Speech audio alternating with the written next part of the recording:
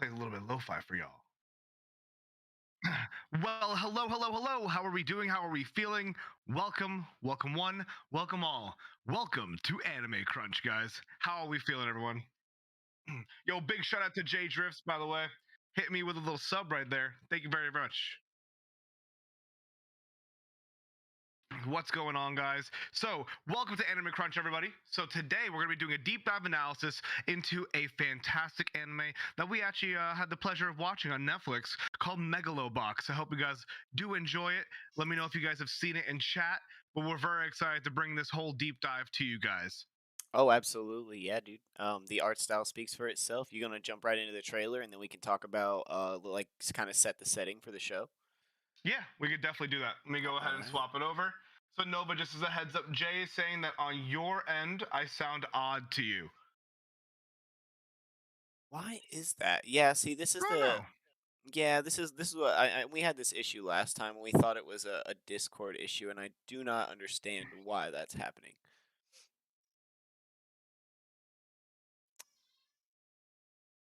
We will just use Fallen's version for the recording.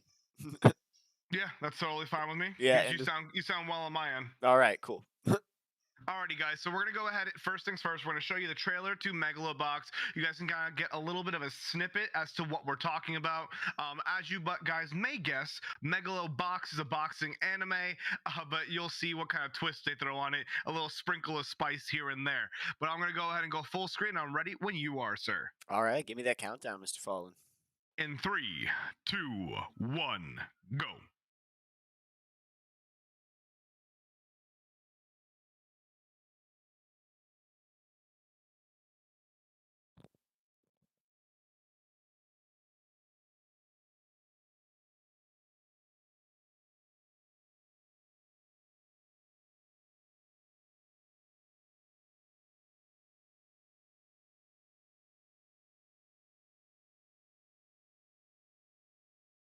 I love Jay's comment. Is this the anime version of Roblox?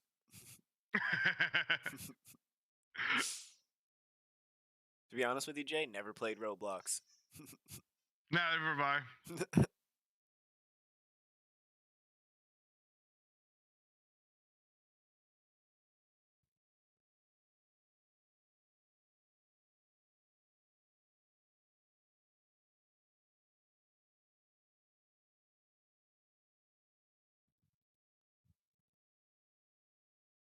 I think this trailer looks even deeper with the sound off. Yeah. The soundtrack is fantastic for this trailer. Yeah, I have the sound turned off, Jay. Tried to save myself a little bit, but if we're not going to be using my copy, might as well turn it on, right? All I'm asking for Yeah. is a single chance. A chance to show everybody that Joe's one hell of a boxer with true skill. As of now, all I have will be devoted to destroying you. That's fine by me. This isn't some game, kid. You're seriously gonna end up dead if you keep fighting! No way am I gonna quit now. And that, my friends, is Megalobox. I love that. It's such a teaser too. Like the last line, if you keep fighting, you're gonna end up dead. And he's like, "Oh, keep going." That's like not even an accurate description of like the What plot. happens? Yeah, Yeah, the plot that's at all whatsoever. So just kind of give you guys a little bit of an idea of where this comes from. This was originally an anime from back in the day, or a story from back in the day, and then Netflix picked it up and kind of made a full Netflix adaptation of it. We'll go into what we think of that in general in a few, but overall, I'm gonna let Nova kind of give you guys the atmosphere, the environment Do you want to of run what that you're going teaser to too see. before we do the setting, or do you want to save the teaser? I would say let's save the teaser for the end because it is a teaser for the next season. Oh, that's true. That's true. All right, Yeah. bet. Yes, let's set the stage for a little bit of what Megalobox is, what the world looks like, who our characters are. So Megalobox takes place in a world, and if you guys have watched it, you're caught up with me. If you haven't, welcome to some spoilers because that's what we do here. We analyze and review shows. So the point is to kind of watch the show with us and then review it with us afterward. But anyways, it takes place in a world where it seems there was some sort of larger war, which a lot of the civilians were involved in.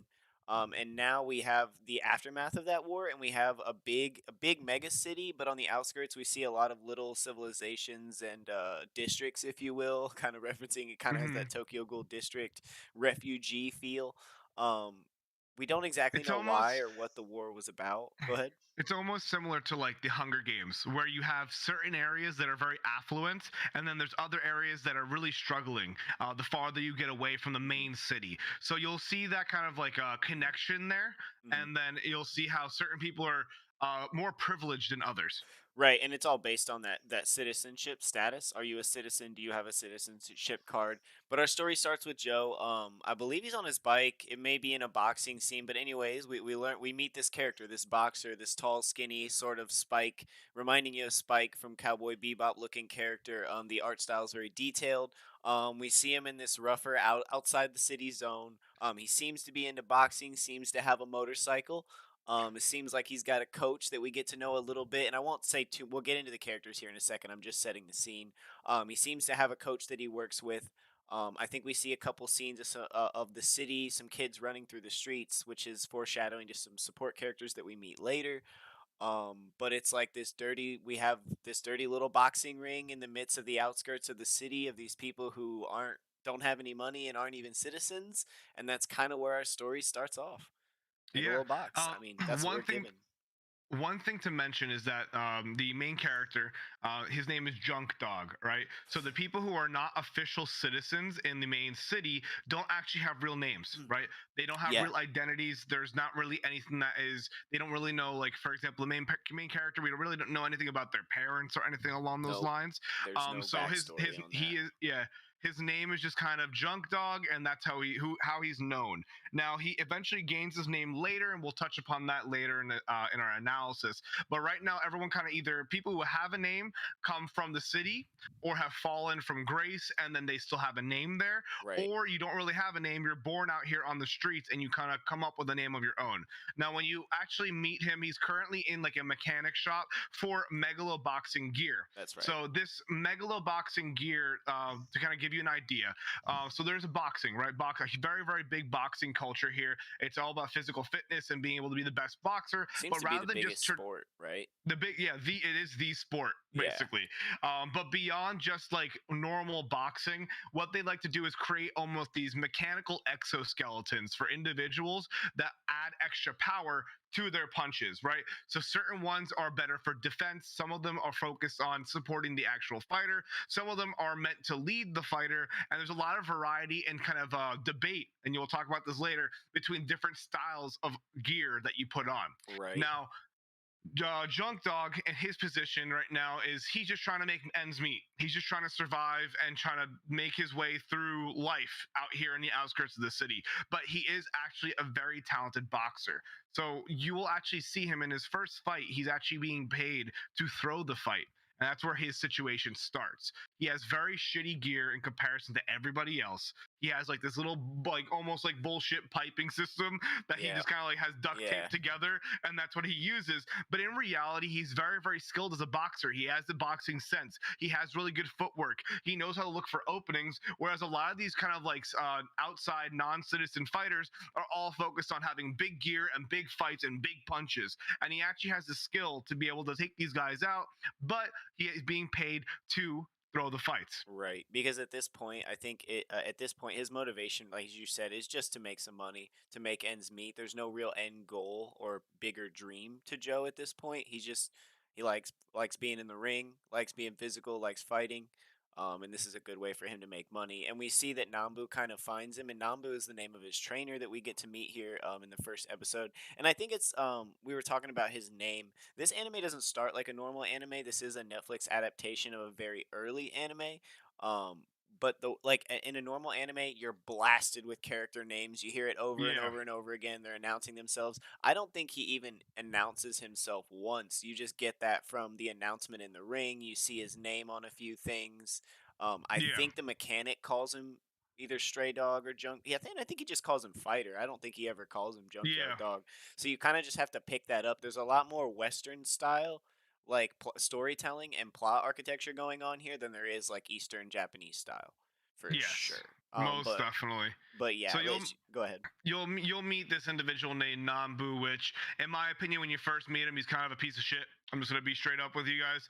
He is really not a good person, and we kind of see an inkling that he has fallen from grace because he is a actual boxing trainer, but we don't really know where he came from. We don't know how he fell from grace or how he got to the point where he's training Junk Dog to throw fights. Right, and he knows Nambu knows in his head that Junk Dog is talented. He can see that this guy is talented. He can actually finish fights and win them. And in reality, this guy's just kind of forcing him to throw these fights. And you'll actually see in the beginning scenes that Junk Dog is sitting at the mechanic shop, and you'll see the Shiratos making an announcement. Shiratos are the ones who run the official Megalo boxing arena called Megalomania or Megalonia. Megalonia. Megalonia. Yeah, yeah. They run Megalonia, and they're making an announcement about this new worldwide event for Megalonia, where all the best boxers, four of the best boxers, will be battling it out to be the number one boxer. Now, there's a lot of underlying motives for these individuals to be hosting this event as well, Mhm. but this is something that Junk Dog saw on the TV, and he actually turned off the TV because he almost felt like it looked like he was had animosity towards it. He was very upset about it. Because I think even He if didn't he want to see it. wanted to, he couldn't, right? Yeah. And I think it burned him because in the commercial, Shirato, I think it's Kikyo, the older sister, is like talking and makes the announcement that like it's like all fighters are welcome, and like we'll select four, the only two that are determined. Like there's two open slots, and like you can make it. It's not like, and then he's like, it is rigged. I can't get in. I'm not a citizen. Like whatever. Yeah. The only way Joe can make money fighting is throwing fights at this point of the story. Yeah. And through that, like through his angsty like turn off the TV, you kind of feel that. Yeah. So what you'll know is for Megalonia, it's run by Shirato. Shirato is basically they are a tech industry. Imagine like Tesla, but for boxing gear, and they are kind of forward-thinking designers and creators of some of the best gear in the world, and they actually host these events. So now, what you'll notice is that to be able to enter this event, you actually have to be a citizen of the main city. You can't be an outcast, one of the people living on the outside of the city. You need to actually be somebody who has an ID card to be able to enter. When you have that ID card, you can then actually go into fights, official fights, and work your way up the ranking system to be able to get to the top. Mhm. Yeah, no, Now, it's interesting, and I yeah. think you mentioned Shirato and how they are the leaders of this gear. You see, their prized fighter Yuri, in the commercial. It's the first time we see Yuri, and we'll get to talk about him a little bit later. But he is basically the poster boy for Shirato, but not Mhm. the only poster boy. As we kind of find out a little bit later, there is a second name coming from that company, which was weird. There's like an internal power feud going on, and that Yeah. leads into why Shirato is holding Megalonia and what they're actually doing with their underlining causes. But picking up from there, so I think it's kind of it all starts with Nambu talking to Hashi, right? Or I'm sorry, what's the Don's name? What's the Yakuza boss's name? The Dawn, The Don. Fujimaki. Jojimaki, So yeah. so what happens is that they're going into a fight, right?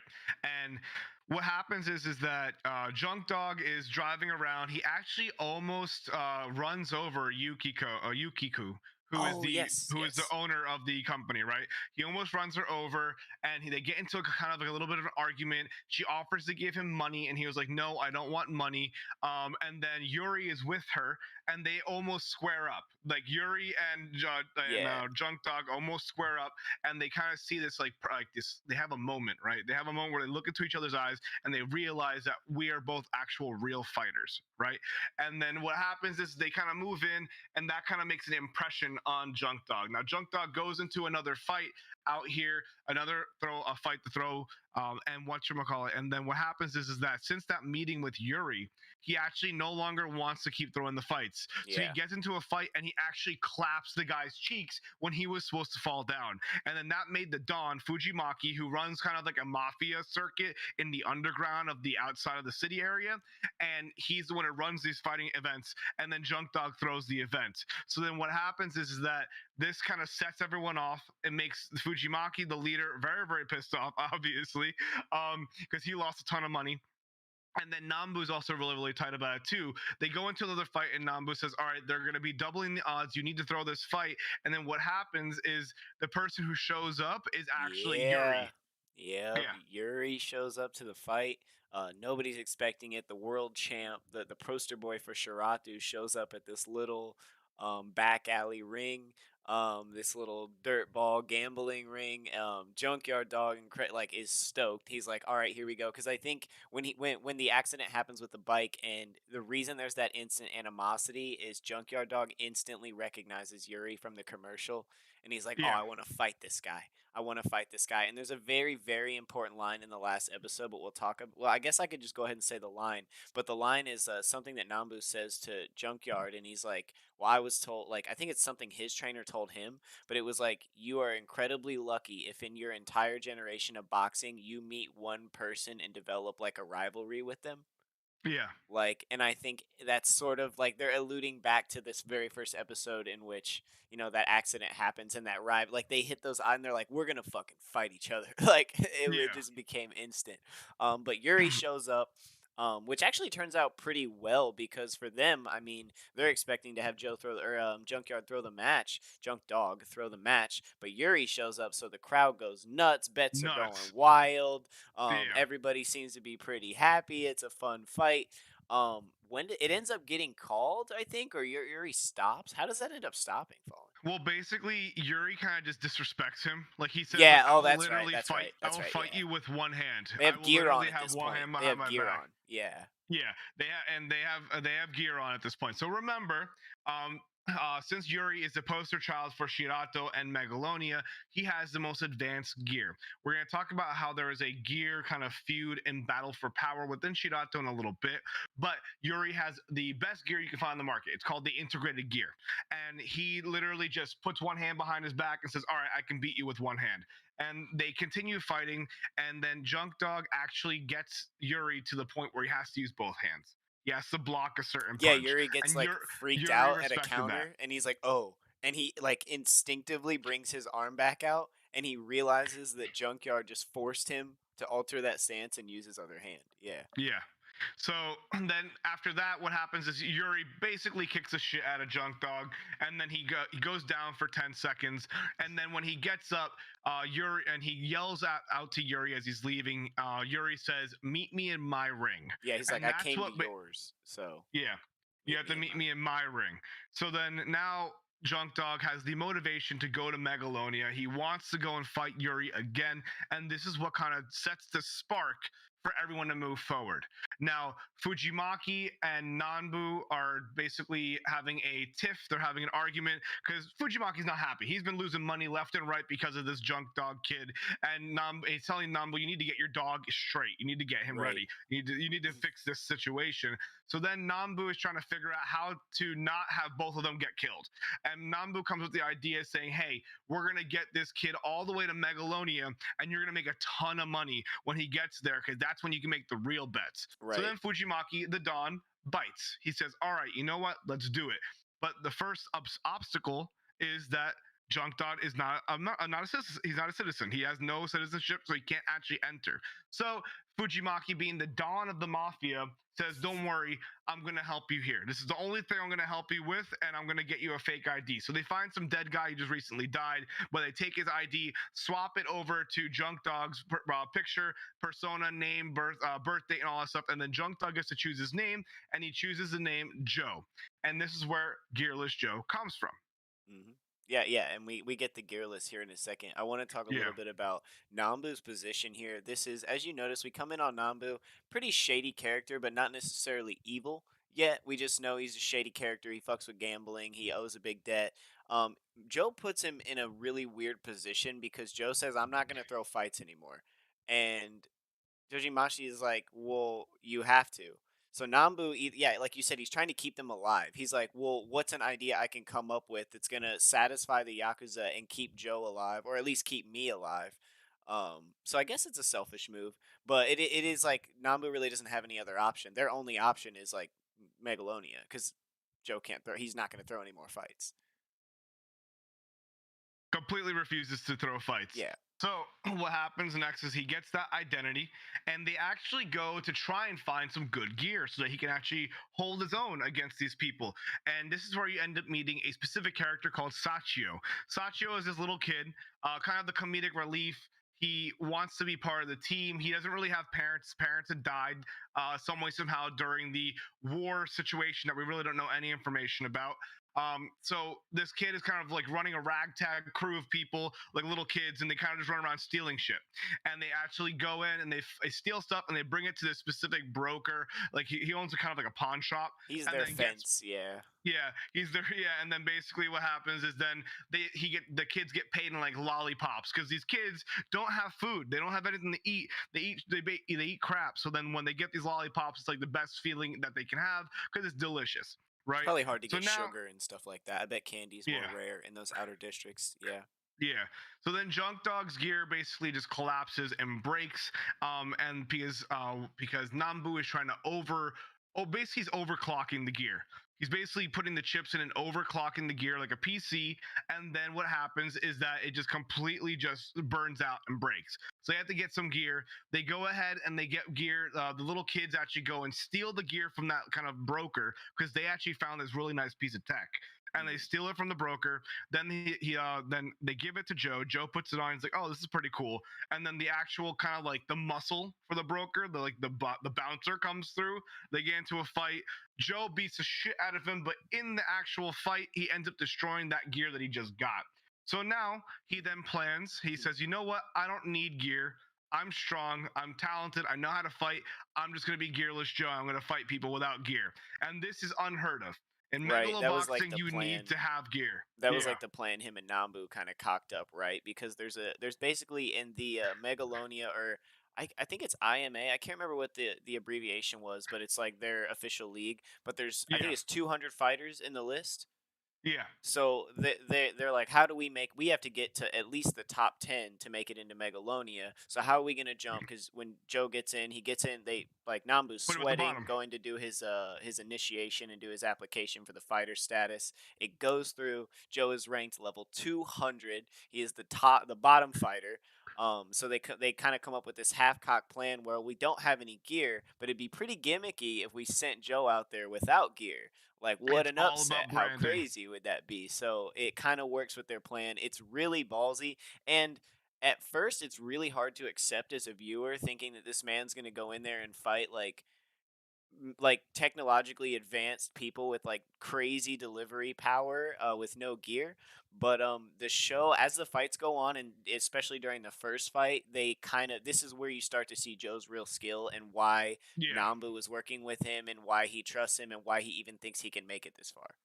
Yeah, exactly. I mean, and it's a very smart play on Nambu's part because I mean, as much as we don't like Nambu at this point, he's kind of just a user. He uses people. He's manipulative, but he came up with a branding idea that all right, Gearless Joe is gonna get attention because Yep. no one else is doing this. No one else has the balls to do this and to actually put their lives at risk right here. So initially, people actually when he goes into his first fight as Gearless Joe, people are just laughing at him. They're laughing at him because they're like, wow, look at this guy. He thinks he's so strong. Get He's out of talking here. shit. Yeah. Yeah, get out of here. And then Gearless Joe actually for the first few rounds gets his ass beat for a hot minute. And then he he Sachio and Nambu being in his corner, they kind of get his head on straight. And he's like, all right, I just need to kind of like get into the mode because he was nervous. Yeah. As any person in an official fight, you're gonna be nervous. And then once he got into the groove, he kicked the shit out of the guy, And that's bodied him kind real of real Gearless quick. Joe's rhythm, right? He's that character archetype where you have to push them to the limit. They have to really take a lot of damage or a lot of abuse before that like unbreakable spirit is like released, and it's like, okay, it's almost that second wind. Like, okay, here we Yeah, go. I'm in it to win it now. Like, here's my confidence. Like you said, he was nervous in the first fight, but he turns it around with his signature counter, which becomes the move for Gearless Joe. That's the move right there. yeah, And and wins his then first fight as Gearless Joe. I think the crowd is silent at first, right? Like there's a yeah, silent they're couple seconds, astonished. yeah, and then it's Yeah, like, ah, like yeah, what just exactly. happened? I mean, Like, it's very much so a fighting style similar to Rocky Balboa, right? If you go into like Rocky 4 or any of the Rocky films, Rocky's always getting the shit beat out of him. until the very end, and then you got someone going, Adrian, and then he fucking and then he gets into the fight, dude, every single time. Which is So funny because this show doesn't, and I love the Rocky movies. Besides a little bit of character similarities, there's not a lot of mimicking of older boxing movies or any of that. Like I didn't catch them at least. Did you, Fallen? Did you catch any like Rocky Easter eggs or anything like that? Easter eggs? No, not really. I mean, they definitely took fighting styles that you see in a Sure, lot of sure. films Yeah, and Muhammad whatnot, Ali's but like float style you see in yeah, there. Yeah. you have like and like do the footwork, all of that. But I don't think there wasn't many Easter eggs towards other boxing films in Yeah. general. I don't think it runs alongside our it's outside our current history. This is an alternate probably history. Yeah, most Mhm. definitely. So, Odin's in here heckling me. I love it. All right. So moving forward, they kind of continue going into fights. You then actually meet a specific character that has a little bit of background with Nanbu. Nanbu back in the day was an actual like respectable trainer, and he would actually train people properly. And his one of his trainees was Arigaki. Mhm. Um, this individual ended up going into the war that we really don't know anything about, and he was presumed dead. And Nambu didn't really go looking for him or didn't try to go find him. He really didn't put any work to go find this guy because he was presumed dead. Right. Now, there is some drama tossed in there that Aragaki is like, he wants to fight Nambu's Gearless Joe because Nambu is training someone else new, and Nambu never actually went to go find Aragaki. There's some like kind of little bit of drama and Aragaki turmoil feels tossed in there. like Nambu replaced him, Yeah, even though Aragaki made the decision to like leave for war and everything, and like that was his choice, and yeah, Nambu like clearly didn't want him to go in the flashbacks and wanted him to be a fighter, thought he had what it took. So Nambu definitely wasn't stoked to see him go, but yeah, Aragaki has this deep kind of resentment there, and I think what led up to this is like after that first fight, you get into the amazing anime like succession montage, now almost like a training montage where Joe's like winning fights and jumping up the leaderboards. And I yeah, think he's sitting at like what, like 127 or maybe even lower when yeah. Aragaki accepts that because Well, Aragaki remember is Aragaki's 17. 17th. Yeah, yeah, yeah. So this Yes, is a he's big, 17. big opportunity. And Yeah. Nambu originally is pretty stoked about it. He doesn't realize who the fighter is. Yeah, exactly. Yeah. So it's a huge jump for Show to win this fight. Now, during this fight, there's a whole bunch of like turmoil. People kind of like you have character development for Aragaki, and then you actually see how Show affects him and the type of fight that they have together. Aragaki is actually pushing himself farther and farther, and he realized that his gear is putting a lot more strain on his body, more strain onto his body because his legs. If you Yep. don't know, Yep. in war he lost his legs, so he actually has prosthetic legs. He's fighting on So prosthetics. Yeah. and some people thought that would give him an advantage because he wouldn't be losing so much stamina. But in reality, those legs can only take so much damage when they're fighting, when they're There's a moving so much. contact point at his knee, and it seems that's kind of the issue is that contact point where the prosthetics connect all that pressure because they focus in on it a few times in the fight where he's bouncing around because Aragaki has great footwork and he's like really good at switching back in and out from defense to attack.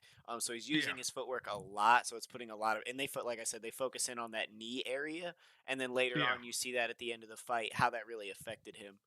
most definitely. And then so now we move forward, and then yeah, Gearless Joe ends up winning that fight. Mhm.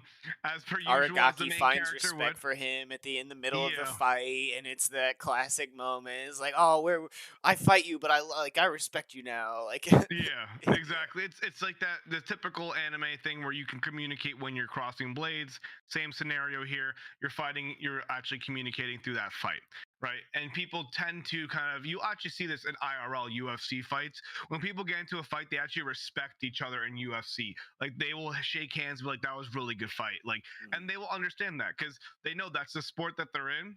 The sport that is you're trying to take the other person out. But in the end, you are both great, It's not incredible personal, fighters. right? It's not personal, right? Yeah, So they actually develop a bond there, and you'll actually see later that Adagaki ends up helping Gearless Joe train for other fights too. yeah. This is the So full now, circle of Aragaki kind of getting folded into the lighter side of the characters instead of the darker side. He's crossing over and kind of becoming, an available character, which yeah they utilize later in some training. yeah. So now you have Yuri has automatically announced as one of the contenders for Megalonia. There's three more spots after Pepe's that. the second. Pepe the Yeah, spider. Yeah. Pepe the Spider is the next one. He's the second individual who gets added, and then you have a third individual who, after at this point, after Gillis Joe beats Aragaki, he is the selected character. He's like this big brute, Kind of a gigantic token guy, lioness don't you man. think? I feel like that was like Shirato like tokened him.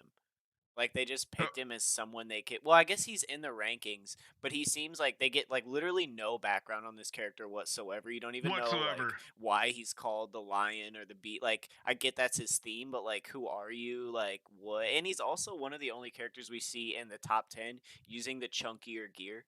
He's not using the lightweight. He's not like a welterweight. He's a heavyweight. And I think they talk about that. He is one of the only heavyweights in the top 10. Yeah, he is in the top 10. And he's basically what people know him for is what they mentioned briefly is that even though he's so large and so hefty and so big, his footwork and stamina What's up, Chad? I see you guys. How we living today? How we living today? so he's the third selection for the actual Megalonia tournament. So there's only one spot left. Yes, Now there's at this one spot point, left. Gearless Joe has now entered the top 20, and now he needs to make that last push to get into that last spot. He only has one last fight left, and this is where the brother of Yukiko Shirato comes in, Mikio. And now this is where we can kind of dive into the philosophical differences within the company. So, Yeah. to give you guys a little bit of background here, Shirato is a gear design company. Now, both the brother and the sister have different ideologies and how they want to develop the actual brand and the gear that they create. Now, their father was about to pass away, I think it's and the grandpa. father chose a grandfather, Yeah. and the grandfather chose Yukiko to kind of lead. Now, Yukiko's design is she focuses on doing integrated gear. The integrated gear focuses and supports the fighter itself. It actually is just there to help with speed, with reaction time, all that kind of stuff. But it I was focuses on the confused skill by of the that at individual. first too, until later on when you actually see the removal of the integrated gear. I didn't know if the integrated gear was like an actual cyborg arm or if it was like a layover. Like I wasn't clear on Yeah. that until it was removed. Yeah. Hmm.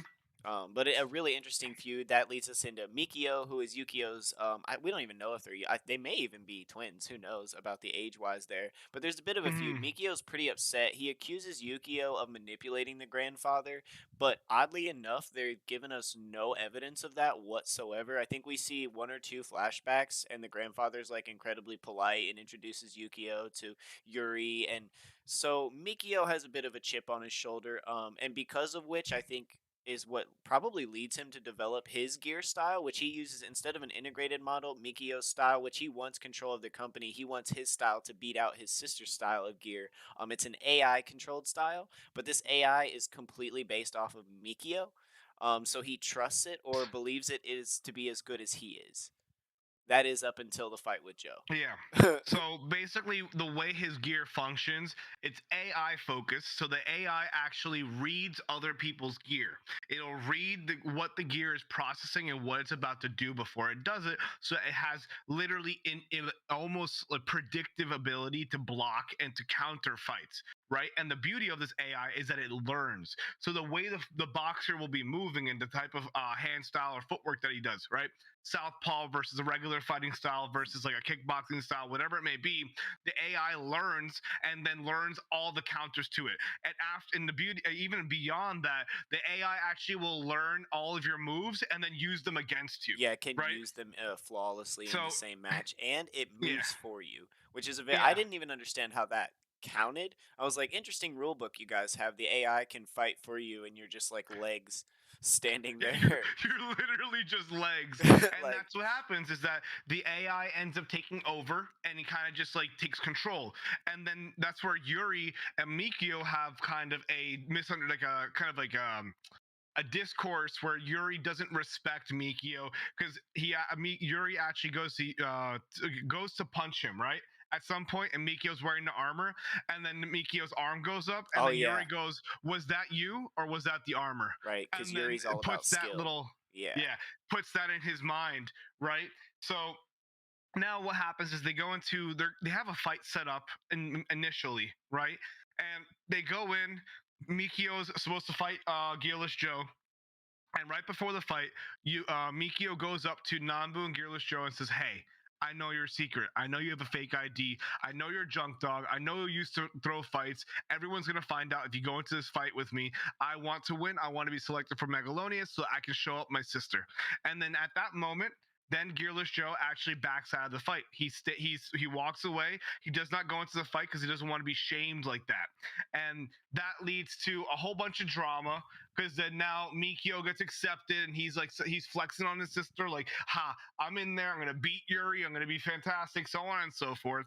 And realistically, if Mikio did fight Yuri and Yuri kept the integrated gear on, I think Mikio could have won I honestly because think so. I think so. because it would have been reading the integrated gear Yeah, completely. exactly. What could Yuri have done? He has the gear on. It can read gear. Like, yeah, what could he have done?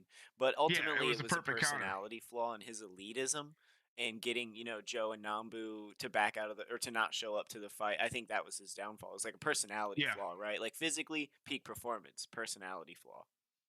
big personality And flaw. Jacob in my And chat makes a good point. He says, "Sorry to interrupt you, Fallen." Loki, every time Yuri got in the ring, he was experiencing an existential crisis subconsciously. This is yeah, magnified and brought to light when he fought Joe. I agree with you. I agree with you on that, Jacob most Snake. definitely, Yeah, 100%. and we'll get to the Now, Yuri fight in a second. We got a few more topics to touch on.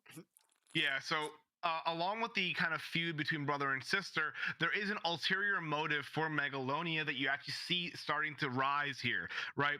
So realistically, both of them are designing this gear for fighters, but in reality, they're designing this gear to present it to the government to have it implemented for war. For war times, right? For soldiers to be able to Because use that's this big type of money. gear. That's big money. Yeah, Government that's where they make contracts. the big Yeah. money. Yeah.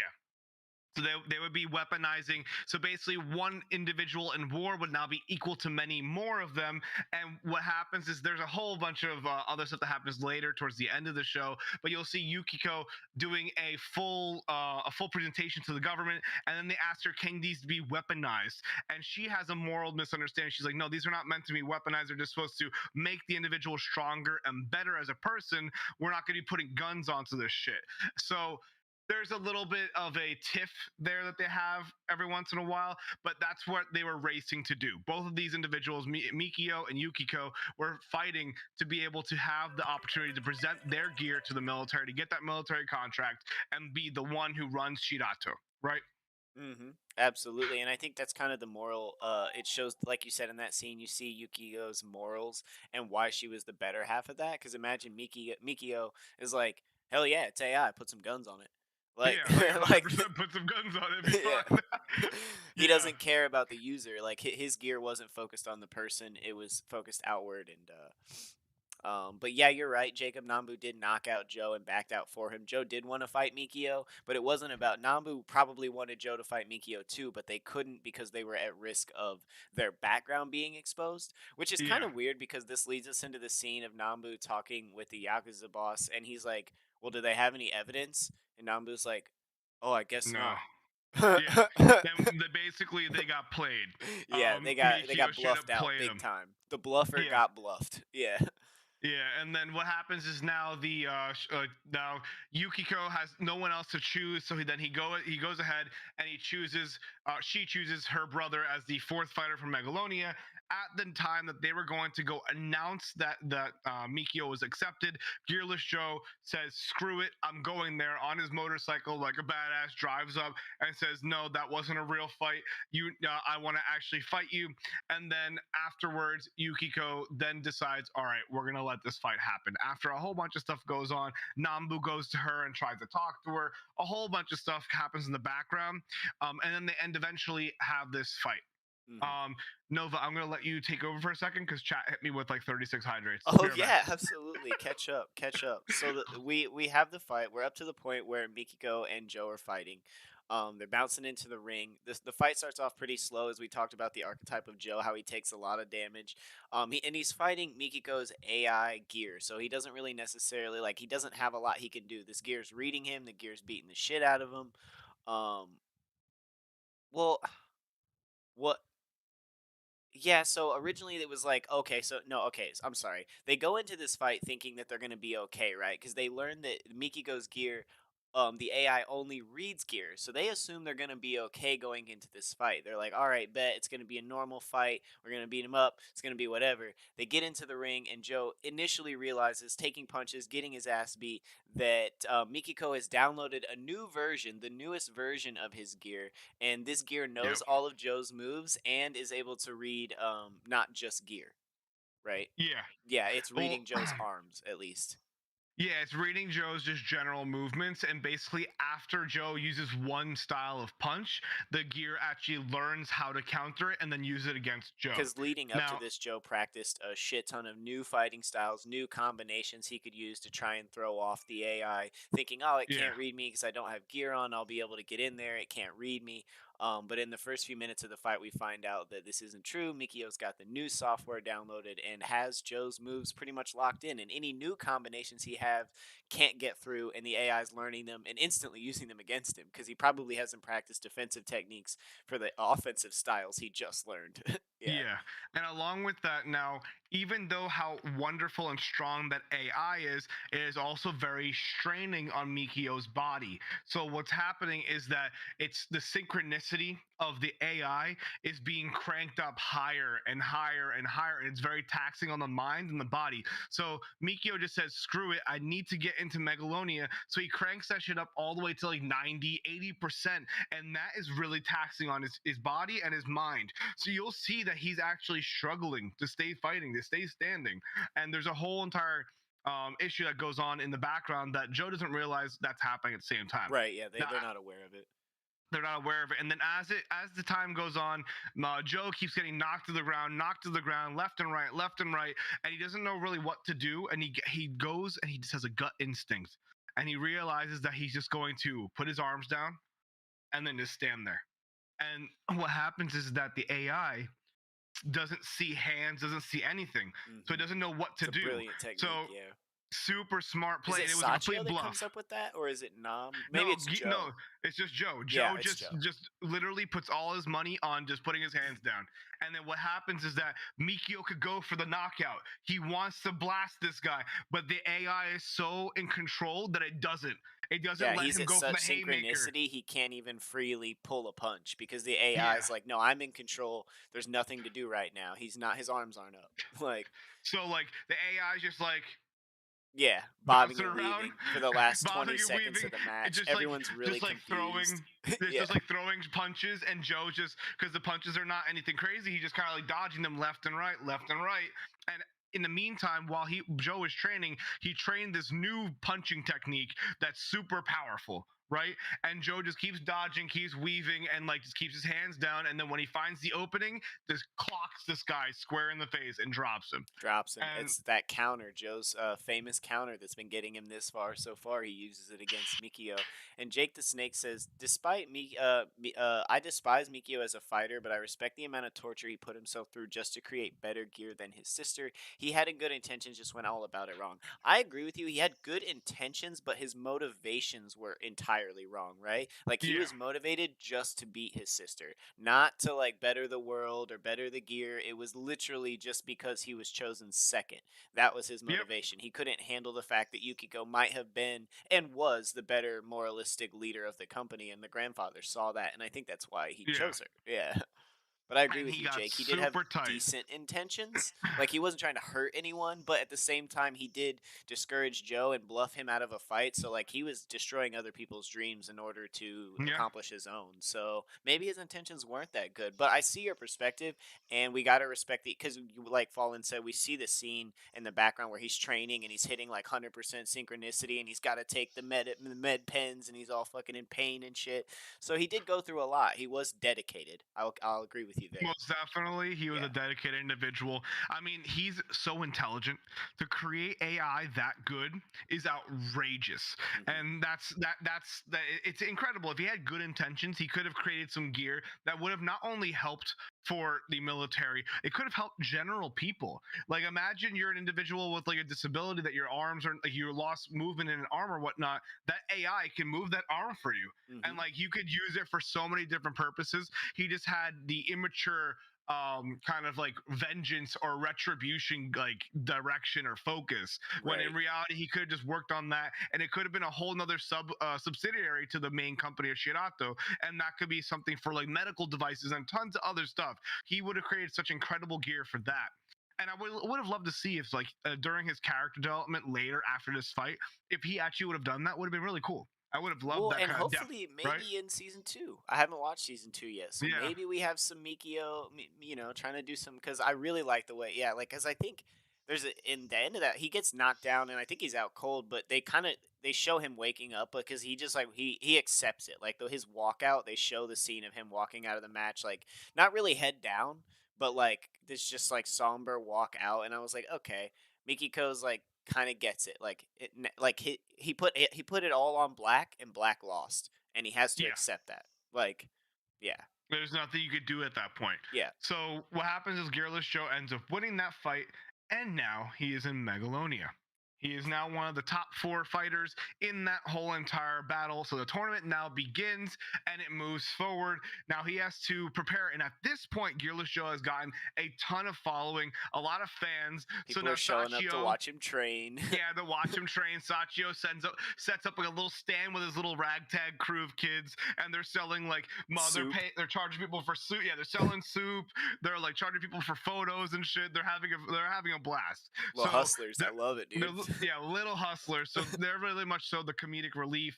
Now, at this point, Aragaki, as we know, is the previous trainee of Nambu. He actually comes in to work with Joe, and they train a little bit, and they prepare for the fights and whatnot. And Joe has to fight this big old beast man lion, and that's his next fight. Now, this guy's a chonky boy. Man's just thick. He has heavy hits. He has huge gear, and Joe is just straight vibing, right? Now, in this fight, now that he's in Megalonia, Fujimaki, or yeah, that's his name, right? Fujimaki, Fujimaki, yeah. The Yakuza. the Yakuza. Fujimaki is what goes to Nambu and says, "Hey, bud, hey, you made it to Megalonia. Now it's time to throw the fight, so We're we gonna can make a take a ton fall. of money. Yeah, Yeah, we're you're gonna gonna take put a a fall profit. now." And And this is Nabu's where know some this from drama the start. happens. I think he just Yep. didn't want to share it with Joe. And what makes it incredibly awkward scene is Fujimaki shows up in person and forces Nambu to tell Joe and Sachio what's going on in person. Yep. Yeah, In so it's a, person. it's a pretty devastating scene. I think Joe ends up taking off and saying like "fuck you," like I can't believe this. You never believed in me. Sachio's pretty upset too, like oh my god, I can't believe you. Like what the hell? Yeah, Um, and it's a super shitty situation, and then Joe goes for a motorcycle ride. He has like a whole existential crisis. They go into a little rap sequence again, and they do this whole I thing know like what you mean once about that. again. I wasn't the biggest fan of those. First of all, the No, timing was weird and the rhyme yeah, scheme was very weird. I was like and you could tell that the voice actor was not a musician or at least wasn't very comfortable with what they were doing. You know what I mean? Because yeah. they just used Sachio's voice actor. They didn't even use someone else. Like it was I was like, "What is this? This is weird." Yeah, it was a very, very odd situation. But I mean, overall, they go into the next fight, and Joe is supposed to throw it. Joe is supposed to fall. He's supposed to fall in the third round, and he's supposed to milk the fight. And then at that point, they force him to wear an earpiece again. Nambu is now This is telling when him in the and a big earpiece. sorry to cut you off. A big point. Joe comes in with gear during this fight, doesn't he not? Yes, Yeah, he Joe comes comes in in. with He comes gear, in this and the junk crowd dog is gear. pissed. The Yeah. crowd is pissed off. Yeah, the Nice. crowd is Lunch just upset. got here. That gearless Joe has gear on now. So like he has the earpiece that they used to have, where Nambu tells him, "All right, now you got to fall." And Nambu is now no longer in his corner. Nambu is up with Fujimaki in like the boxed seats and whatnot, and they're trained. They're kind of just conversing like the normal jazz that they go through. But Gearless Joe refuses to listen to Nambu and is just continuously fighting. And then Nambu kind of like gets into it. He kind of really starts to see Joe's passion, and he gets to a point where at the third round, Nambu just says, "Hey kid, just send it, just do Yeah, it, fuck what happens just to do it." me. Win this fight. Yeah, Yeah, there's some weird scenes in that viewer box too. Like, what's up with Fujimaki's weird like food commentary? Like, yeah, this is I don't get hard it. water. Hard water Yeah. is better to boil fish in. I'm like, do you eat people, bro? Like, is that where this is going? Yeah, no, I think he's just trying to. I think he's just trying to kind of like put the flex on Nambu, kind of really make him like, kind of like intimidate him, right? Yeah. Get the intimidation factor because he is the mob boss. He has a whole bunch of guards everywhere, and he's trying to make Nambu scared so that they make sure to throw the fight. And then at that moment, Gearless Joe sends it, knocks this guy out, bodies him, and then Nambu says, "All right, I know what I have to do." And then previously, Nambu was missing an eye. And I believe what we're supposed to believe is that he lost his eye because he owed this man money, and he just willingly goes and pops out his other eye. I The think that man's is, was his last. So Joe comes running in, and Nambu's behind the couch, like holding his bloody eye. I think yeah, I don't think it was forced upon him. I think Nambu did it. He had the because yeah. like when you cut Nambu away, did he it. had the knife, and it was like he was like, "Look here, I'll pull my fucking eye out." Like, what do you want from me? Like, is Yeah, my like? I guess if you don't want this, kill me. And yep, Fujimaki has a weird kind of. He's amused, I guess, and he's like, "Okay, so you've brought this fighter all the way here just to see him win. Now you've given up any opportunity of ever seeing that. yeah. This amuses me. You're free to go." Yeah, like I don't know how I felt about that. That was kind of a mech moment. Could have been a little bit more intensive, It but I fits the guess it character, was. but yeah, it just wasn't very. It wasn't. They didn't go into it enough. Yeah, and then Nambu also on top of that. I mean, it shows a little bit of character development of him at least. Hmm. He then kind of instead Yes, of being a certainly. piece of shit that we don't like, he actually kind of sucks it up, and he says, "All right, I'm gonna just bite the bullet. I'm gonna pop my eye out, and now everything's even squared. We could continue grinding to get to the top." So now Yuri in the background ruins the other boxer who was in there, and now it's down to Gearless Joe and Yuri, and they go into it. Into a whole bunch of training sequences and whatnot, slow motion training sequences, more rap music, um, more fighting. It's a more training stuff, and then Yuri actually goes and he has like an existential crisis where he goes to a cabin to go train, and at this cabin he realizes that he wants to fight Gearless Joe without gear, and he goes to Yukiko and says, "Hey, I'm not wearing gear anymore, and I'm not representing Shirato anymore. I'm representing myself." And he Hmm. goes into the fight where he has to remove all the gear. Mikio actually has him in a cabin saying, "This is gonna suck, homie. You're gonna be I in a love this lot of character pain." development for Mikio, though. The fact that we Yeah, find Mikio after his loss in a cabin, just like dealing with himself and growing as a person, because it's a complete alternate, right? From a guy who's yeah, obsessed with AI to a fucking log cabin, like in a sweater, drinking hot coffee or whatever the fuck. I love that development for him. He's yeah, like, "No, I had to come out here to find myself, bro." And I think he even says that. He's like, "I came out here to like find myself and rediscover it." And I was like, "That's really fucking cool. I love that." yeah. Yeah. So then Yuri goes there and they actually remove the integrated gear that Yukiko has been pushing to really show off in this tournament. The And whole he says, point of "I'm Megalonia is for Yeah, Yuri to fight literally in this the gear. whole point. Yeah, the Yeah. whole point of it is for Yuri to fight in this gear so that they can show how effective it is. And then what happens is Yuri actually goes to his you know how like the boxers have like the little like cloaks that they wear. I don't know what they're called, but like the boxing cloaks. He Yeah. pulls up the Shirato sticker, which realistically, if that was real, it wouldn't be a sticker. It would be stitched It on. You would would need be a whole stitched uh, on. Yeah. yeah, you would need a whole like a whole new one, That's but not an we're iron gonna move on, bro. past You're that. the world's best boxer. That's like beautiful embroidery. Like Yeah, like that's not a sticker. Jay But says it's just anyways, called a robe.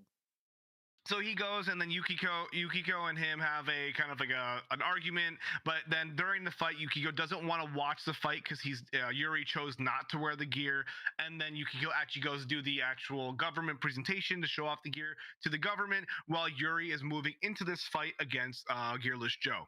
Now both of them are gearless now, and it's a huge deal. Everyone's like, "Oh my god, neither of them have gear," Well, and and I there's was a like, little "Oh, bit before we get to the fight. Sorry, I yeah, keep cutting you off. There's a little bit of you're good." Yukiko development when she comes to Yuri and he's in all that pain from the gear being removed. And they Yeah, kind of have that moment and they talk, and Yuri's refusing to take any painkillers. He's saying like, if I can't handle the pain, I'm not tough enough to fight Joe. But he has this yeah, moment with Yukiko and she's able to give him some, and like for and then I think she stays the night there. The next morning Yuri's back on his feet and training. He's like ready to yep. go. Yeah, so it was like a nice little development for Yukiko and Yurio, because is it romantic? I don't But know. Is I there? don't know. That's what I Yeah. was trying to figure out too. Do they have a romance? Or do they not? Is it I was strictly really confused business? by Like it. in dreams? Yeah. That's all they care about? Business and dreams? Yeah, I was very confused about that whole scenario. But yeah, no, and it becomes a really big deal that neither of them are wearing gear. And I was like, okay, well, like I guess this is like all about pride and like the true fighting skill. You don't need to rely on gear. So which was nice. You do see that this removal of the integrated gear does affect Yuri. Mhm. Yuri actually can't sit down during the fight. He has to stay standing in his corner. Along with that, he has no one in his corner either. He's on his own. So you'll see kind of like Yuri having an existential crisis as he goes through this entire fight.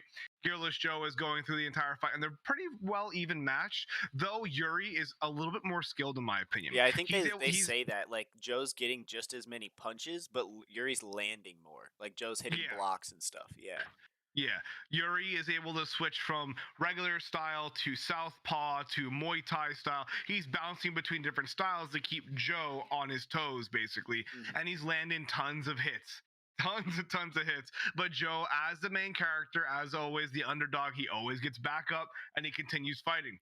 So it is a very heartfelt fight, though I was kind of bummed out. It was only one episode. Yeah, I In thought it was gonna be comparison, broken. I was sitting at episode 13 and I was like, yeah, one more episode. This is cool. The rest of the fight's gonna happen at episode 14. And then I was like, oh my god, like as the fight ended, and I was like, oh, it's only 13 episodes.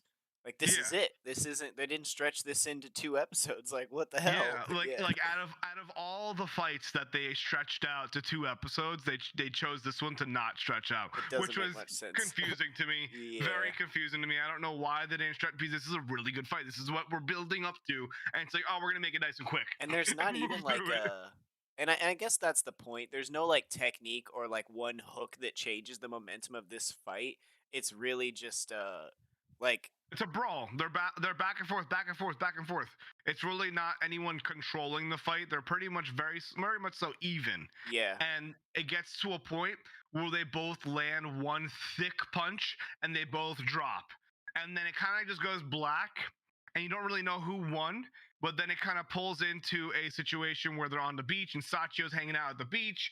And then you see Yuri in a wheelchair. And then you kind of realize that, oh, Gearless Joe actually won and he is a Yeah. champion now. Yep. And now Yuri and Gearless Joe are homies because they were the only two that really understood each other's fighting spirit, and they were the only ones who really were connected They were that because of match, that. right? That was that Yeah, they, talked about that like you're lucky to find a fighter that you know that you're matched up with, and I think Yuri finally found that and was really stoked about it.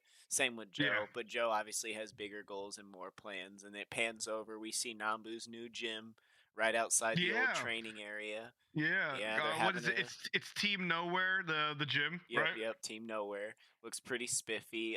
They're setting up for a party, which I don't even they don't show the party, but in the end credits In you the see a bit of credits, goofy they show shit. it. It's Yeah, pretty cool. I think Aragaki and the crew have stopped by. All the information broker that Nambu yeah, dealt with he's is there. there. Like it's pretty cool. And then. Right at the end of that, it sets us up with the announcement of Megalonia 2, the next, like they're doing another one. But Yeah, that's really all we have as a plot device. We don't have a problem or any antagonist going into season 2. We just have like yeah. good vibes, I guess. Well, we just have like a general idea, and that's Mhm. about it. We don't really learn much. I guess we could Um, speculate though. So I mean, the reason for yeah. the first Megalonia was to show the gear. Maybe there's a new gear, like a new gear There might model. be something new gear. Might be new gear. I mean, I know it's called MegaloBoxing Nomad, so it Oh, might be okay. actually. So Oh, my theory is that instead of just being this city, it's now the best boxers from each city the traveling to world. fight all the other cities, It's right? global. Yeah. Yeah. So you're now moving from city to city to city. That's why it's a nomad. You don't really live anywhere. You just go city to city fighting people. I So that's what wonder I if think is Joe what stays happens. gearless. I wonder. Yeah. Because technically, I don't Most. see how that's even allowed in the rules. Like, they're like, Yeah. oh, we didn't find a rule that said you couldn't fight with gear. I'm like, oh, you didn't think someone would get killed fighting, like, Without someone gear. bulked up? Yeah, like, and Yeah. Yeah. everyone says that 100 million times throughout the series. You're gonna die if you go in there. You'll get killed. Like, it's very obvious that you could die easily, but Joe And just bro, doesn't. can't we? can we just talk about how jacked Joe has to be able to take the punches That's what I was from this thinking. mechanized arms? Like, bro, that shit would shatter your bones. Like, I don't get it. That's beyond me. I guess that's plot armor, right? Yeah, it's gotta be. Yeah, that's definitely plot armor. But do you want to show the teaser for the season 2 if anyone wants to continue watching? Certainly, yeah. Jake the Snake said, "Just wait till you see season 2, bro." He said he's seen it, loves it, apparently. Yeah, so it's got some good reviews, especially for those who like the show. But let's jump into the season 2 trailer teaser. Alrighty. Because I think 2 is actually out. Jake was telling me you could watch it on Hulu right now. Oh, awesome. Yeah, okay, yeah. well then there you go, chat. You can watch it on Hulu. Yep, you can go check it out on. I think it might be on Crunchyroll, but I know for sure he said season 2 is on Hulu. Cool. All right, and ready in 3, 2, 1, go. So that's Yuri for everyone. You Yep. can see what he looks like. That's Sachio. These are clips from season 1. It's kind of like almost like a recap of season 1 that leads into season 2. Yep. So this will give you kind of an idea of what we have been talking about here. Said season 2, correction, not Crunchyroll, Funimation. Oh, okay. Makes sense. Yeah.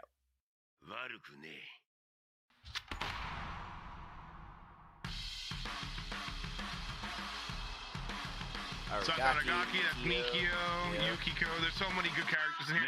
You're gonna now see the faces of all the people we've been talking about. He's no longer mysterious. Because I guess, yeah, thinking about it, Joe's the Megalonia champion coming into season 2. Yep, he is a champion. Yeah. So that's why I'm thinking he's going to be sent out to go fight other people from other cities. But I mean, I thought Pepe seemed to not be from their area. I mean, he seemed to be, from maybe a different geographical He gave me Brazilian vibes. Big time. Big time Brazilian vibes. He had the dreads too, I think. Yep. Oh, we just saw him. We just saw a few new individuals there.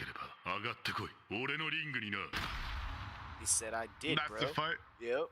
That's the punch that ends it all. 7 years. Oh, there shit. it is. Big time skip.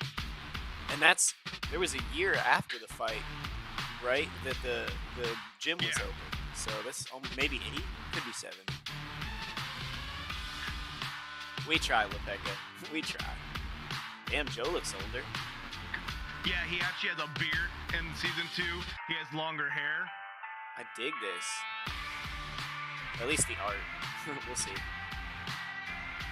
That is something that we should mention. The art style was very, very well done. So yes, the art style was meant to emulate the original story and anime this was based off of, which was obviously a drawn anime, because from back in I believe the 80s or 70s. Yeah, I think it was just a manga. It was just a manga, right? Yeah. Yeah, it was just a manga. So that would actually, they were trying to emulate the hand-drawn aesthetic while also using modern animation. So it was tastefully done. There were certain sections that they kind of like lacked, but there was other really beautifully drawn sections. So, I mean, there's always a balance. It depends on budget and whatnot as well that goes into these. But the animation style was appreciated, most definitely. Oh yeah, and they picked and choose. They took styles and archetypes from more famous, popular anime. Like I watching this show, and I'm sure you'd agree. Most of us would agree if you've seen Cowboy Bebop.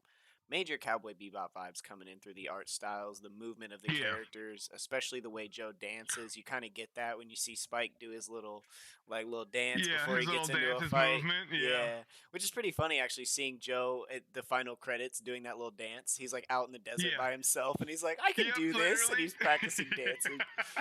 Yep. Samurai, the art style. It does have a Samurai Champloo vibe too. I would say that, especially with the hip hop, so you can see where they drew inspiration from. But overall, but the score was nothing compared to Nujabee's though. Nujabee's is for Samurai Champloo. He nailed that. Right. He nailed it. He did a really good job with it. Oh, so, Samurai Champloo just goes back so much further. I mean, there's so much more to that than necessarily the one season of MegaloBoxing that I've seen, but I have seen a lot more of Samurai. So there's that. Do you want to get into crunch time, my man? Yeah, let's get it. Let's get it. All right. You want to go first? Yeah, sure. So So it's crunch time, guys. This is where we give each other our little kind of synopsis of what we thought was good, what we thought was bad, and we give you a rating between 1 through 10. So for me, let's start from the beginning. So the actual ambiance and vibe of the show is very cool. I like that they have kind of like this divide within the society, but I would have loved to have known a little bit more about why there's this divide, why everyone's separated, why does it look like the Hunger Games where some people are poor and some people are super 'Cause it's rich? not a What financial caused all issue, it this? doesn't seem, Yeah, it's right? not financial, right? Right. So we really don't know what it is. We don't know if it is just like segregation between people, like different groups of people. There's a lot of stuff that's up in the air for me. Now, when it comes to the score of the show, it's pretty good. The rapping sections are a little cringeworthy for me. So I didn't really enjoy that too much. Animation style, very aesthetic. I liked how it was almost hand drawn, but they had a modern, tasteful look to it. So overall, I did like the animation. Now, when we get into storyline and character development, this is where I have a lot of issues. So there's a lot of really, really interesting characters like the mob boss, Fujimaki, which I would have loved to have known more about. I would have loved to have seen who he was, Agreed. how he came to power, why Nambu's in debt to him, like why all these things are happening because of their like for reasons, right? Just to understand really the world of what's going on. I feel like they skipped a lot of the world building and that a lot of animes do, and they kind of just move straight into the story, which I understand with current day meta animes. They move into storylines very quickly. Let's say Demon Slayer, Jujutsu Kaisen. Within 1 to 2 episodes, you're in it. You already know how the world is set. But I feel like they made a mistake by not properly setting the world completely. Agreed. You don't really know too much about Nambu prior to the first episode. You just know he's kind of a dickhead who forces people to throw matches, right? Junk Dog, we don't really know anything about his background either. We just know that he has no family and that he's just doing these fights because he loves boxing and he needs to make money. So we don't really know much about his background. Sachio, we don't really get to learn too much about him either. He's just comedic relief. He's just kind of there. He's inspired by Gearless Joe. Yeah, Gearless Joe gives him a moment where it's like when you get overwhelmed, just hold on to something real. There's a bit And of then a tease, but then they don't even elaborate. yeah, They they don't tell really you about elaborate too Sachio's much. father. He worked with Shirato, was an engineer. Shirato Yeah, killed him, stole his information, and they're like, at one point, Nambu asked, "Sorry to interrupt your crunch time," but you're good. like he asked Shirato to take ownership of them, but they don't like. It was only for a little while. Like they don't really sum up what's going on with Sap. Yeah, I agree with you. Like Yeah, they kind of just give you like little hints here and there, and they expect you to connect the dots. But in a world where I don't know enough information, I can't connect the dots. It gave me like almost like the vibe, like going from Tokyo Ghoul season 2 to season 3. You're just like, what the hell just happened? How did we get here? So that's why I was kind of thrown off in the beginning. There were some sections I do like the quote unquote 80s montage moments where they're training and stuff like that. That was enjoyable to watch. But for some reason I would lose interest a little bit because it would take a long time. Like normally these training montages, they would make them a little bit more interesting, but they were kind of just fast forwarding through them. They were just like, oh, punch here, punch there, punch here, they punch there. weren't Just kind of very. like, They were shorter. They too. They were yeah, just so much yeah. shorter. They were a lot shorter. They really didn't show much growth as a fighter. They just showed general training, like normal just boxing training. They could have done a lot more there.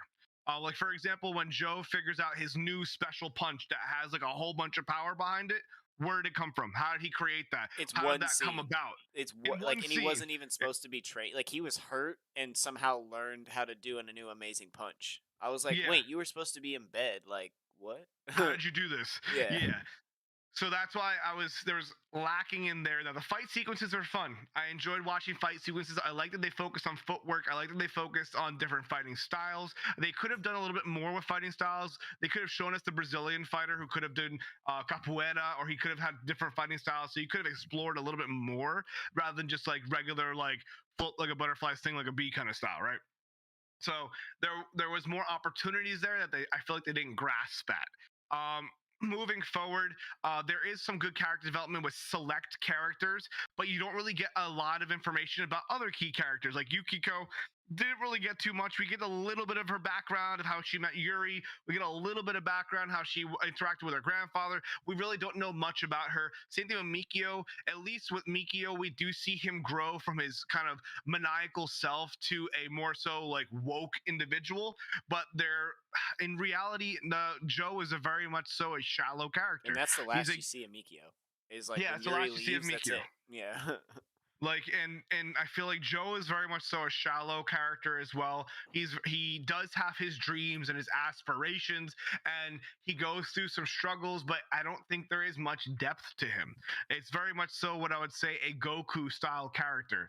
Goku just, I want to be the best, I want to be the strongest, but there's not really depth to his existence as a person. Whereas in Dragon Ball Z, Vegeta has a ton of development. So like, you'll see, I noticed that there too. Nambu does have some growth, and as a character, he kind of grows and goes from a piece of shit to like kind of a respectable individual, and then becomes blind. So, and he actually becomes a real trainer, right? So that has some growth, but they have a lot of plot holes and a lot of loopholes throughout the entire show.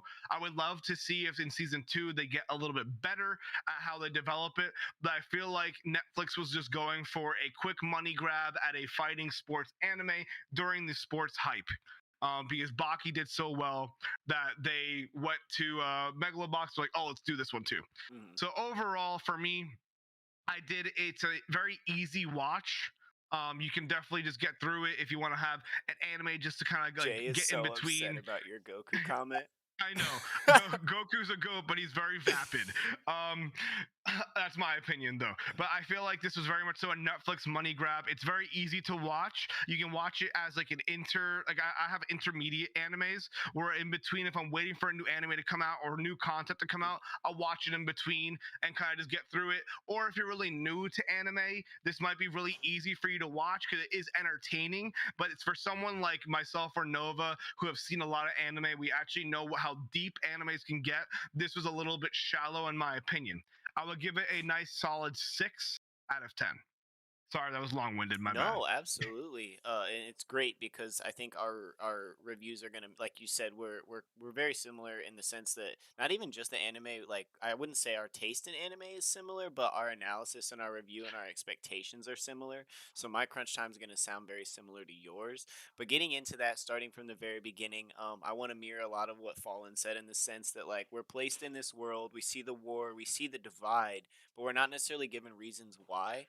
And I think that leads to and all of that with the plot holes and the kind of lacking in character development, especially with some of the main characters. Which I mean, I understand maybe some sub characters not getting development. I understand if Mikio didn't get development, but Yuri and Joe got a shit ton. That would make sense to me. But I think this is gonna hurt them because it's harder for, especially like Fallen said, it's better for newer people watching anime because it's entertaining, and it's breezy. It's easy to stick through. You don't have to necessarily pay attention to every single word said, and you can still know what's going on.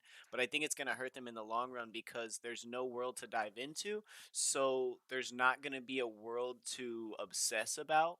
Like the otaku Yeah. are not going to grab a hold of this because there's no deep conversation or You don't get invested into characters. That's where I yeah, was yeah, there's no lost. investment and there won't be room for controversy or deep discussions in Reddit on this show because I mean it was all pretty cut and dry. So as you said, I do hope that in season 2 we see a bit more character development, and with what I saw from the Nomad thing, I already have a bunch of theories and it looks really different.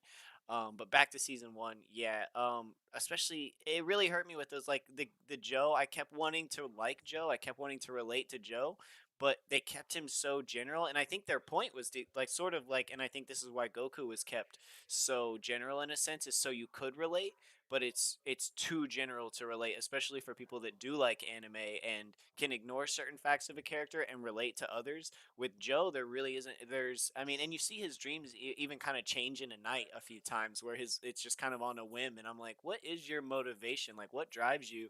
Why do you even box? Like, why don't Yeah. you like your motorcycle? Why aren't you a motorcycle racer? So yeah, they definitely need to fill in some gaps there and make me want to like these characters more because it was entertaining. It was a good show. The first watch, I was totally taken back by nostalgia and felt like I was watching Cowboy. But in the second review, and speaking with Fallen about it, he was like, "Man, watch this more critically. Don't like we're reviewing this." And I was like, "You're absolutely right. I need to just like stop giving it all the benefits of the doubt and really start looking at it." But as for entertainment, like I said, I think the show is really great. And if we were just rating on entertainment, it'd probably get an 8 or a 9 from me. But we're going to be rating on everything, including all of that lost character development and the world building that just wasn't there.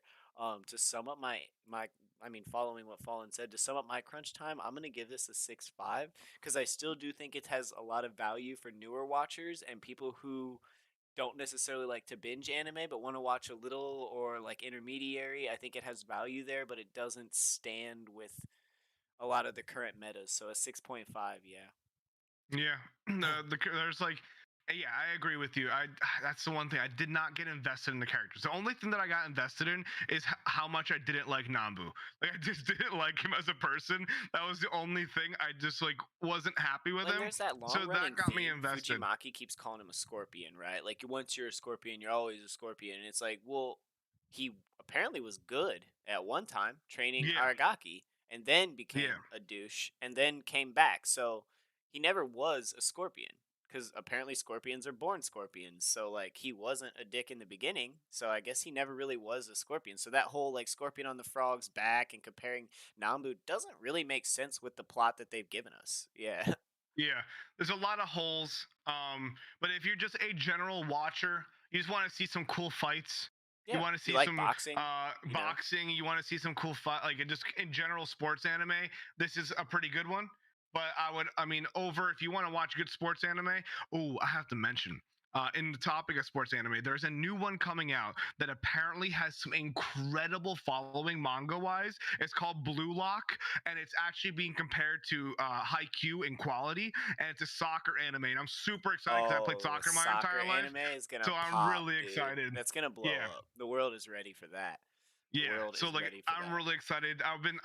Dude, they actually followed me. The official page followed me on Instagram. Ooh, let's So like I go. was really excited about it, and it looks really good. The manga panels look really good. It looks like it has the depth and the kind of like development that Haikyuu has, and I'm very excited to see something come out like that. Oh yeah. So that's gonna be hype.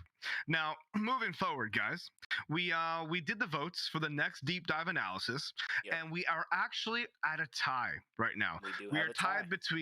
we're tied between the Future Diary and Angel Beats. The Future Diary, I would say, is more horrifying. Angel Beats will make you cry. So we're gonna do a flip a coin. But first, we're gonna show you the trailers for both of them before we flip these coins. So we're gonna go with Future Diary is gonna be heads. Angel Beats will be tails. Okay. Yep. I have Future Diary pulled up. I'm ready when you are. Yep. Give me 1 second. Let me bring it back to the start because I'm a couple seconds in. All right. On your count, brother. All right, in 3, 2, 1, go. This is really good. Future Diary's fire. April 22nd, 6:59 a.m. Scored a double bullseye doing my morning routine. 7:05 a.m. The news ran a thing about the serial killer again. Everything I've seen, no, I everything play I'm darts going and I to love see darts, is so I already instantly here. connected with A that scene. future diary. Nice. Hey Yo, there, this Amina. chick. Oh my god. Dead She's end. nuts. You got a dead end, right? How did you know that? I FLCL saw it vibes. coming a mile away. He who weathers the vicious onslaught shall win a throne incomparable. Indeed, he will succeed me. Sounds like It's got that 3D kind of art style, but Yeah. not necessarily. Like it seems like only in certain Well, characters. yeah, it's meant for the gods. It's to separate them from humans. Gotcha.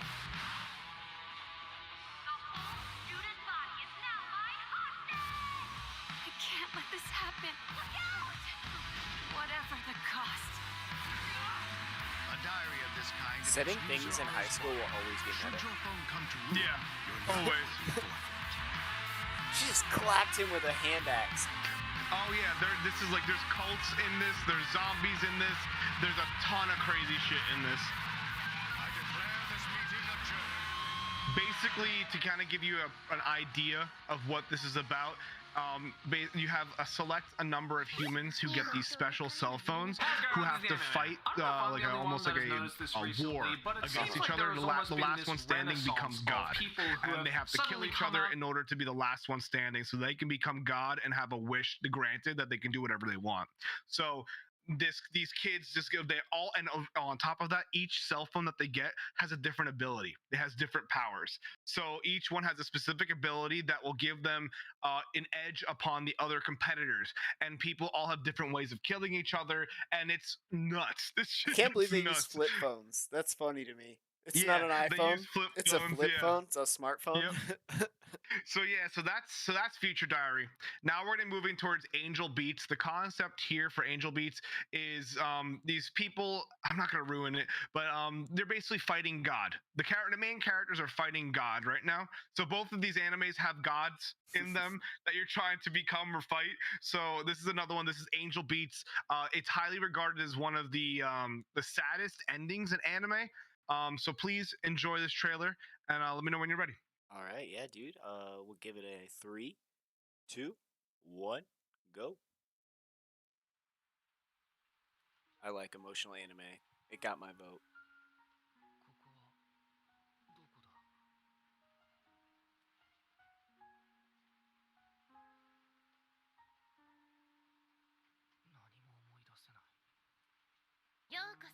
So each character has died at some point. あんたが天使だとかなんとか言って私は天使なんかじゃないわ。ハンドソニック。 Clapped. Clapped right off the rip. 何もしなければ消されるのにそりゃ神様ですよね。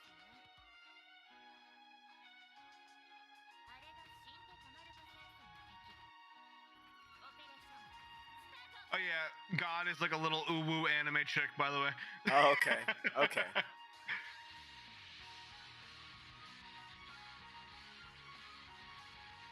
All right. So basically, what happens is it's a Glock. bunch of like high school students who had died at some point, and they live in a high school where they train to kill God. Okay. But once you die, you're dead. You're like, there's no Right. coming back to this purgatory area. Kill God with guns. I love it. God is susceptible to bullets. You'd think you think they would. Oh, this is God. Yes, this is God. The white-haired chick is God. 私は You'll meet her in like the first episode. 立ち向かいたいだけよ。 I just want to fight God. 理不尽すぎるじゃない。守りたいすべてを30分で奪われた。そんな人生なんて許せないじゃない。 Oh, I see the motivation now. It seems like they might have all died tragically. あれは人生の理不尽を呪った目だ彼女にも陰惨な人生がある誰もミジンコになることを恐れているわけじゃないここにいる連中は全員が神に抗おうとしているんだ I am drawn into this. 理不尽な人生を受け入れることに I like the darker art style. 私が Yeah. ここまで Bright やってきたの colors. は It's the art style reminds me of an anime called Another. You ever heard that? It's another like horror anime.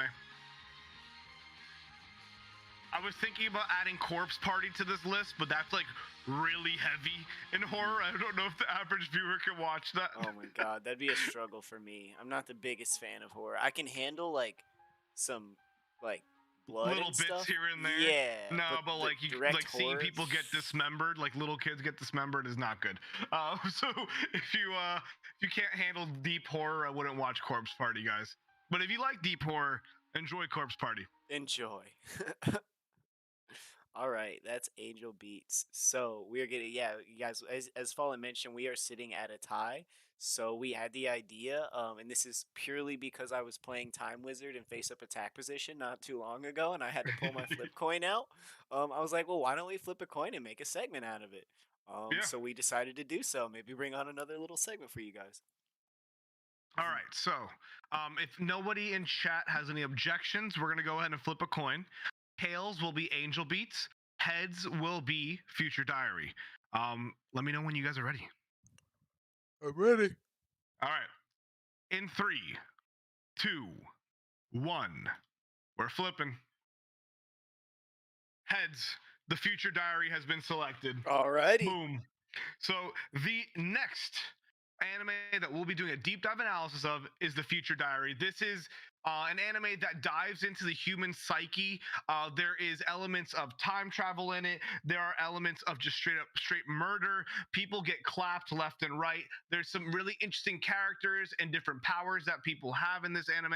It is a very enjoyable anime. It has a lot of different elements that go into it that make it really riveting, and you really get invested into the characters. So I really do hope that you guys enjoy this, and then we'll be putting up the next vote here from Nova's end of the spectrum here too. Yep, I'll have that up in the next day or two. And Fallen, just off the top of your head, would you happen to know any streaming services that have Future Diaries available? The Future Diary, I believe, is on Funimation. I believe it's also on Hulu. It might be on Crunchyroll as well. And then I'll go ahead and confirm any other locations. I believe VRV has it too. So there's a lot of different places you can find it. You cannot find it on Netflix. Right. I don't think you'll be able to find it there. Any of the main anime streaming services will have it, but I'm pretty sure you can get it at Hulu, Funimation, and Crunchyroll. And just to remind you guys, it'll be 2 weeks you have to watch that series and meet back up with us 2 Sundays from now. So not next Sunday, but the Sunday after, we'll be meeting up to discuss the first season of Future Diaries. And a lot of those streaming services, if you don't have them, I know for a fact some of them offer a free month when you go to sign up. So it's worth giving Yep. it a shot if you wanted to check it out. But I want to say thank you guys so much for joining us today for the Anime Crunch Show, and thank you, Fallen Neophyte, my amazing co-host, for being here, man, and holding it down. Big Even appreciates to you, man. one of the few people like in IRL.